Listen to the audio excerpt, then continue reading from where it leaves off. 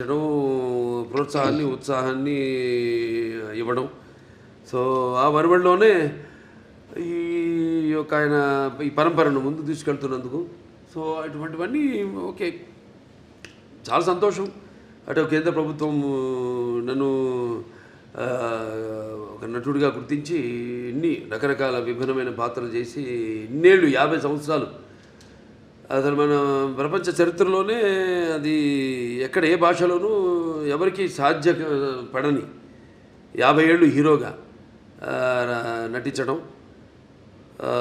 దాని తర్వాత అటు హిందూపూర్ ఎమ్మెల్యేగా మూడోసారి గెలవడం, తర్వాత ఈ Basava Taraka Indo American cancer hospital and research ఇన్స్టిట్యూట్కి చైర్మన్గా 15 సంవత్సరాలుగా ఉండడం. సో వీటిలన్నిటికీ ఇటువంటి ప్రశంసలు ఇంకా మనం వెన్ను తట్టి ఇంకా వీటిని ఇలాగే కొనసాగించమని ఉత్సాహపరిచినట్టుగా భావిస్తాను. చాలా సంతోషం. వండర్ఫుల్.